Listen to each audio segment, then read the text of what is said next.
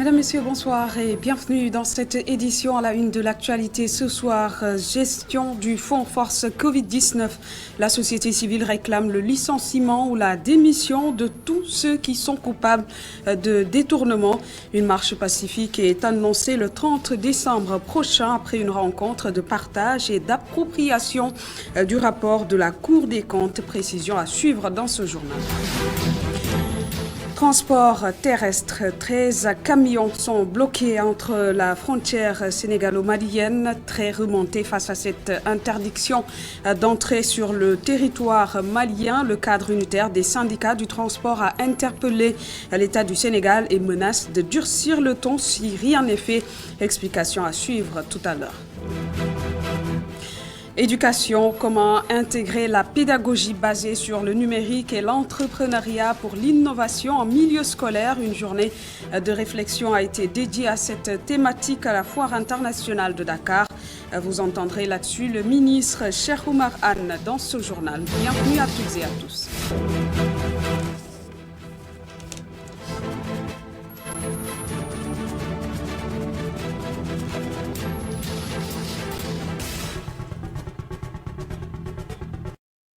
Bienvenue à tous. La société civile réclame le licenciement ou la démission de tous ceux qui sont coupables de détournement des fonds force Covid-19 lors d'un atelier de partage et d'appropriation du rapport de la Cour des comptes. Ils ont annoncé par ailleurs une marche pacifique le 30 décembre prochain.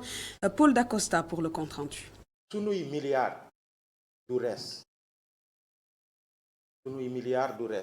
Les milliards détournés ne sont pas digérés. Conclusion de la société civile après s'être appropriée du rapport de la Cour des comptes. Elle exige la démission des coupables et le remboursement de l'argent détourné.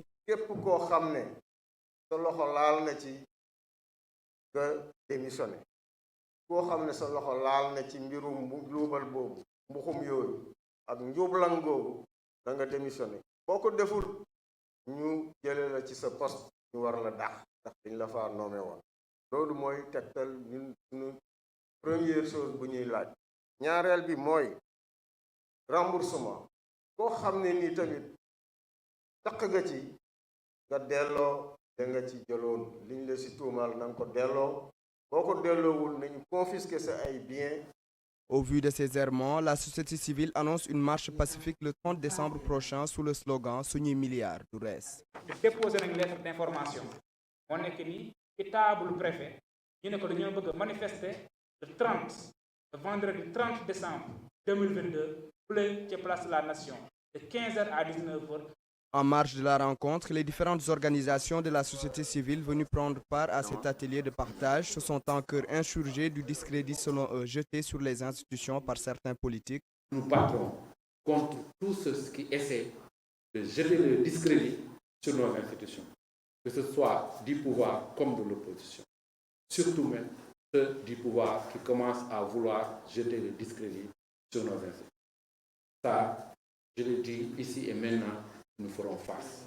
À la clôture de leurs propos, les membres de la société civile ont tenu à rassurer les Sénégalais de la poursuite de leurs objectifs par rapport à ce sujet, même après le départ du président Macky Sall. Et la réponse du gouvernement par rapport à ce sujet, le ministre des Finances et du Budget, le ministre porte-parole du gouvernement, Abdou Karim Fofana, ont tenu aujourd'hui un point de presse pour apporter une réponse aux Sénégalais suite à ce rapport de la Cour des comptes. Selon eux, l'État va donner suite à ce rapport, mais il appartient au président de la Cour des comptes de saisir le ministre de la Justice, Moustapha Ba, que je vous propose d'écouter au micro de Madia Diop. Conformément aux procédures pour les fautes de gestion commises par les gestionnaires, le premier président de la Cour des comptes, comme à son habitude, comme chaque année, moi j'ai fait 30 ans au ministère des Finances, chaque année, je vois des fonctionnaires défiler à la chambre de discipline financière de la Cour des comptes pour des fautes de gestion.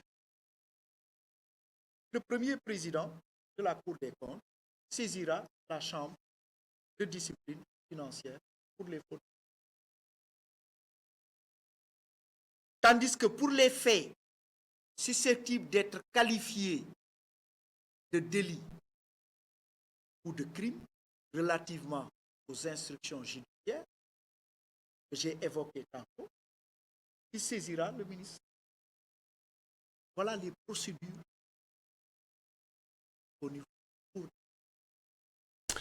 Concernant toujours cette actualité, un bout du jury du dimanche avec Christophe Yvetot, représentant résident de l'Organisation des Nations Unies pour le développement industriel au Sénégal. Il livre en exclusivité pour le JDD sa lecture du rapport de la Cour des comptes sur la gestion du Fonds Force Covid-19. Je suis sans voix, a réagi le diplomate, relevant ainsi la responsabilité politique des ministres et du gouvernement.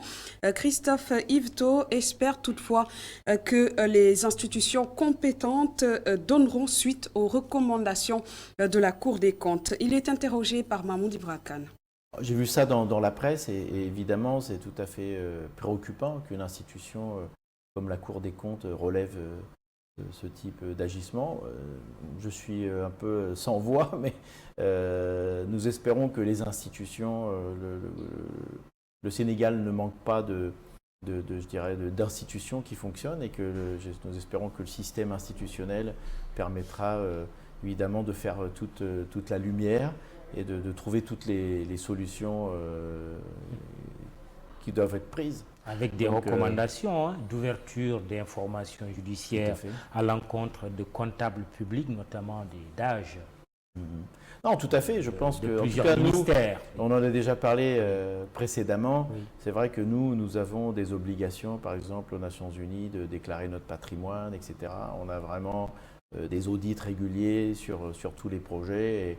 Et il est clair que les agents publics ne peuvent utiliser des fonds que dans certaines conditions. Mais dans certaines institutions, même, ils sont responsables sur leur patrimoine personnel. Donc, avant de signer quelque chose, ils y pensent à deux fois. Oui. L'actualité, c'est aussi la colère des transporteurs face au blocage de 13 camions à la frontière entre le Sénégal et le Mali, interdit d'entrer sur le territoire malien. Ces camions transportent des bagages de l'Organisation des Nations Unies, selon le cadre unitaire des syndicats du transport qui lance d'ailleurs une alerte à l'État du Sénégal et menace de durcir le ton si rien n'est fait. Les précisions de Momar Souran, il est le porte-parole du jour du cadre unitaire du syndicat du transport au micro de Boudal Diatch. C'est des Sénégalais qui sont à la frontière depuis plus d'1 mois, 10 jours, avec du matériel composé de tracteurs et de porte-cars, dont un chargement des Nations Unies. Il y a 13 chauffeurs et 13 apprentis qui sont plongés dans une insécurité totale. Et je pense que quand on a eu à élire nos autorités, c'était pour qu'ils prennent en compte notre matériel, nos vies, qu'ils nous protègent et qu'ils développent ce pays. Mais force est de constater qu'il y a un silence que nous ne nous exprimons pas. Il aurait fallu aujourd'hui que le ministre des Infrastructures, le ministre des Affaires étrangères ou un envoyé de la présidence se déplace pour aller sur place remonter le moral de ces braves. Il faudrait dire déjà, il ne faudrait pas que cela se passe comme lors du blocus de la frontière. Nous avions écrit aux autorités de ce pays et de la CEDEAO et de la Côte d'Ivoire pour leur demander de s'enquérir de nos pays. Jusqu'à présent, jusqu'à l'heure où je vous parle, aucune autorité ne nous a répondu. Mais si on doit périr, on est obligé d'être. Je ne sais pas si c'est dans 1 semaine ou si c'est dans 2 semaines. Mais ce qui s'était passé risque de se réitérer. Et nous prenons le peuple sénégalais à témoin. Nous sommes des patriotes. Parlons économie verte, le projet AgriFed qui vise à autonomiser les femmes agricultrices a tenu sa réunion de capitalisation des acquis à Ross Béthio, c'est dans le nord du Sénégal, une expérience réussie dans le Waalo où les femmes produisent désormais elles-mêmes leurs semences. Momar Alisnian et Mokhtar Seck pour le compte rendu. Autonomiser 15 000 agricultrices sénégalaises et renforcer leur résilience face aux effets du changement climatique, tel est l'objectif du projet AgriFed, Agriculture, Femmes et Développement durable. Pour son exécution, ONU Femmes Sénégal a bénéficié de l'appui financier et technique de BNP Paribas. Les activités qui sont menées aujourd'hui, qui font l'objet d'une capitalisation, entrent dans le cadre surtout du pilier 2, c'est le renforcement des connaissances des femmes et l'amélioration de la productivité.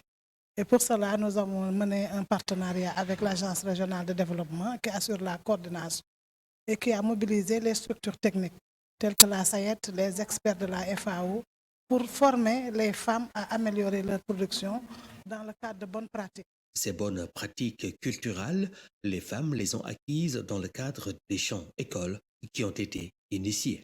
L'approche champ école, ça vise surtout pour le cas d'espèces à aider les femmes à s'autonomiser en matière de production de semences. Donc nous les avons initiées sur en tout cas les techniques de production de semences et une fois que ça a été maîtrisé, elles sont en train de démultiplier donc cette bonne pratique au sein du réseau. Donc nous sommes partis de 5 hectares comme champ d'initiation, mais nous sommes là, nous sommes en train aujourd'hui de faire de travail sur 250 hectares. Les femmes bénéficiaires ne cachent pas leur satisfaction pour les compétences acquises.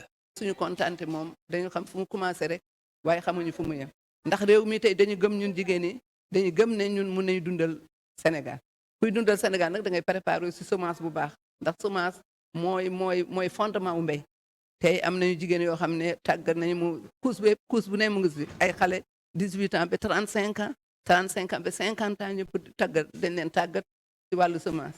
L'une des recommandations fortes de l'atelier de capitalisation du projet AgriFed est de démultiplier cette expérience dans les autres contrées du pays pour aider à atteindre l'autosuffisance alimentaire. Dans l'actualité toujours, conflit foncier. En plus bref, les habitants de Ndingler réclament la restitution de leurs terres. En marche pacifique cet après-midi dans les rues de Dakar par la voix d'Abdoulaye Galgordjon. Ces agriculteurs et éleveurs implorent la diligence du chef de l'État dans ce conflit foncier qui les oppose à Babacar Ngom de la Sedima. Le secrétaire d'Amnesty Sénégal, Seydi Gassama, annonce d'ailleurs la saisine de l'Organisation des Nations Unies. Si les terres ne reviennent pas aux populations de Ndingler. Parlons à présent du directeur général de l'Office national de l'assainissement du Sénégal qui a visité 2 ouvrages ce mercredi à Thiès.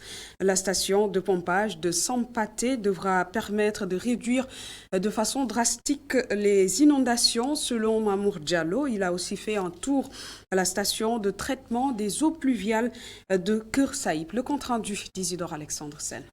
À la station de pompage de Sampaté, le directeur général de l'Office national de l'assainissement du Sénégal parle d'un ouvrage qui sera d'une importance capitale dans la lutte contre les inondations. À plus de 80%, le chantier a été réalisé. Réalisé dans le cadre du PDLI, laquelle station a pour vocation donc de tirer l'ensemble des eaux, des zones environnantes. Les explications qui nous ont été données, c'est que le quartier de Sampaté était un point bas, qui connaissait beaucoup d'inondations, une forte stagnation d'eau, qui par le passé a même connu, il y a eu des difficultés, même des morts d'hommes. Donc c'était tout heureux que ONAS puisse engager ce projet. Nous avons constaté qu'il est quasiment terminé, à plus de 90%. Le pompage même est déjà, en tout cas le matériel du pompage est déjà disponible. Et cela augure en tout cas de résultats satisfaisants pour l'hivernage 2023. Toujours à Thiès et sur le même volet, Mamour Diallo et les techniciens de l'assainissement sont venus s'enquérir de la situation de la station de traitement des eaux pluviales de Keur Saïb Ndoye. Cette station de 8 milliards de francs CFA mise en place depuis des années sert beaucoup dans le maraîchage, mais il va falloir rentabiliser les investissements. Nous avons des installations de dernière génération qui aujourd'hui non seulement permettent un traitement efficient des eaux, de la boue, mais également permettent une commercialisation des sous-produits que nous avons, notamment la boue, mais également l'eau à proposer aux maraîchers. Bon, il est clair que pour le moment, l'eau n'est pas encore commercialisée, d'après ce que j'ai pu noter, mais des contacts seront pris avec les maraîchers de la zone pour discuter et faire en sorte effectivement que que cette chose soit valorisée et commercialisée, parce que quand même, il faut amortir, disons le bien, de ces équipements-là. Je demande au service d'en faire une priorité. Assam Paté, le directeur général de l'Office national de l'assainissement du Sénégal, a promis le branchement de certains ménages à l'égout, comme l'ont souhaité les populations riveraines. Du nouveau sur le projet Econ City qui va d'ailleurs bientôt démarrer ses travaux et qui est financé à hauteur d'1,3 milliard de dollars. Il s'agit d'un écosystème qui devra permettre de fabriquer les matériaux de construction et autres pour ce projet. Les précisions de Dominique Véloport, un proche d'Econ, que je vous propose d'écouter. Ce que Econ veut créer, c'est un écosystème. C'est-à-dire qu'on crée les industries et les usines pour produire la pierre, pour produire le métal, pour produire l'ensemble des éléments pour construire la ville. On prend les jeunes, on les forme. On n'est pas là pour importer. Alors il y a des équipements de climatisation, etc. Il y a des choses qu'il faudra importer. Mais essentiellement, créer un écosystème. Il y a 1000 femmes à Baudienne qui se défoncent pour le développement de la communauté. Comment est-ce qu'on les inclut dans ce projet-là? La jeunesse, comment on les inclut, comment on les forme? Voilà. Vous avez toutes ces ressources. Donc, et il y a des financements aujourd'hui internationaux. On est sur de l'argent privé, on n'est pas sur de l'argent public. Ça ne doit pas coûter aux Sénégalais. Ça doit, encore une fois, grâce à Econ, on a des financements internationaux qui ne seraient jamais venus ici et qui viennent parce que le porteur de projet est crédible. C'est un businessman aussi, pas seulement un artiste, et c'est un philanthrope. Donc sur la première phase de 55 hectares, on est sur 1,3 milliard de dollars avec un financement international, avec ensuite un phasage pour aller au-delà. Parlons éducation à présent, une journée dédiée au système éducatif orienté vers les mathématiques, le numérique et l'entrepreneuriat est organisée à la Foire internationale de Dakar. Objectif, vulgariser la pédagogie basée sur le numérique et les innovations en milieu scolaire. Les explications du ministre Cheikh Oumarane qui a présidé cette rencontre au micro de Mahmoud Pam. Je voudrais aussi saluer les élèves et les enseignants qui les encadrent pour aujourd'hui démontrer qu'au Sénégal, on est en train d'installer l'école de demain. L'école de demain où les curricula seront fortement orientés vers les sciences, les mathématiques, où l'outil académique sera essentiellement aussi numérique, avec tout ce que cela apporte comme facilité pour les apprentissages, l'élargissement de l'accès aux connaissances scientifiques pour les élèves, pour les enseignants. Et je voudrais aussi donc ici dire toute ma satisfaction de voir que tous les services du ministère de l'enseignement, de l'Éducation nationale sont pleinement impliqués dans cette démarche. Direction Kolda pour parler du taux d'abandon de la mutilation génitale féminine qui a connu une tendance baissière grâce à la forte implication des leaders communautaires souvent confrontés aux barrières coutumières. La conjugaison des efforts entre l'ONG Tostan et le centre de conseil pour adolescents de Kolda a permis d'asseoir des avancées significatives dans la lutte contre la mutilation génitale féminine. Le reportage est signé Seydou. C'est peut-être le début d'une nouvelle ère au Fouladou, celle marquant l'abandon progressif, voire même définitif de la pratique de l'excision après plusieurs décennies de lutte.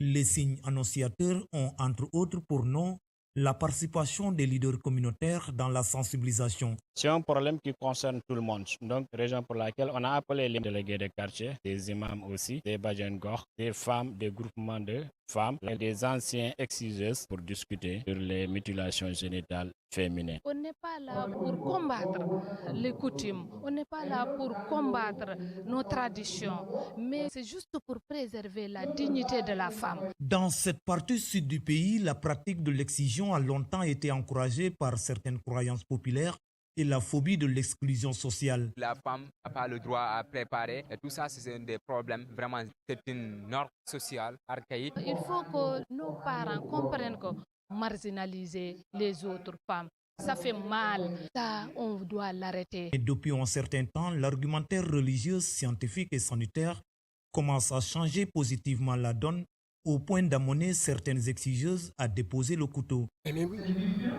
la santé avant tout. Moi, je suis entièrement pour qu'il n'y ait plus qu'on mette fin à l'excision. Un pas de géant vers l'abandon total de la pratique dans la contrée, mais encore sous la menace des conservateurs vivant le long de la frontière avec la République voisine de la Guinée-Bissau, d'où la nécessité de redynamiser la politique transfrontalière en matière de lutte contre les mutilations génitales féminines. Parlons à présent de toute autre chose. La confiance envers son prochain reste indispensable dans toutes les relations interpersonnelles, mais le constat est que de nos jours, il est devenu difficile de préserver la confiance dans les relations interhumaines entre amis ou entre des proches d'une même famille. La confiance existe-t-elle encore dans la société actuelle? Reportage signé Fatma Niang. La confiance, une valeur qui tend à disparaître dans l'esprit de nombreux individus. La cause reste les multiples trahisons dont font face bon nombre de personnes. Edia Khaditoun a été victime de trahison plus d'une fois. Je suis venue en aide à beaucoup de personnes, que ce soit des proches ou des membres de ma famille. Il y en a même qui sont partis avec mon argent. Mais à chaque bon acte, on me trahit. Des trahisons qui ont fait que le mot confiance est rayé de son vocabulaire. Cette situation fait que je n'ai plus confiance en personne, car je me dis que tous les gens sont pareils. Pour fuir les trahisons, elle se replie sur elle-même et ne le regrette pas. Je me concentre maintenant uniquement sur mon travail et mes enfants. Je n'ai plus d'amis. Je vis en paix avec mes propres moyens dans mon coin et je me sens super bien. Edia Khaditoun n'est pas la seule à ne pas accorder sa confiance à tout le monde. Hawa Sarr aussi en est une. Elle s'explique. Non, personnellement, j'ai confiance en personne. On me l'a souvent mis à l'envers, alors pour moi, les seules personnes en qui je peux avoir confiance, c'est les parents. Oui. Parce qu'il y a des gens, souvent, tu leur racontes tes secrets, ils préfèrent les divulguer sur Internet pour faire du buzz ou quelque chose comme dans ce genre. Les trahisons ont frein à la pérennisation de la confiance absolue dans les relations interpersonnelles. Une confiance qui n'existe pratiquement plus et dans la fuite des déceptions, accorder une confiance partielle reste une option dans la mesure où la confiance n'exclut pas la méfiance. Dans l'actualité politique en marge des journées culturelles de Tilonne, Maître Malik Sall, secrétaire permanent Petrogaz, par ailleurs responsable politique de l'Alliance pour la République, demande au président de la République Macky Sall de se présenter pour l'année en 2024. Écoutons-le au micro de Amadou Oumar Diallo. De se mobiliser pour que nous fassions bloc, que nous fassions un, pour que le président Macky Sall soit le candidat du Fouta pour 2024. Il faut qu'il l'accepte. Même si on doit lui tirer par le manche, il faut qu'il l'accepte. Ce n'est pas pour lui, c'est pour nous tous, c'est pour le Fouta, c'est pour le Sénégal. Et Inch'Allah, nous allons faire tout pour qu'il soit notre candidat et nous allons faire tout pour qu'il renouvelle son mandat avec le peuple sénégalais en continuant d'être président au-delà de 2024. C'est ce qui met un terme à cette édition. Merci de l'avoir suivi. Bonne fin de soirée en compagnie des programmes d'ITV.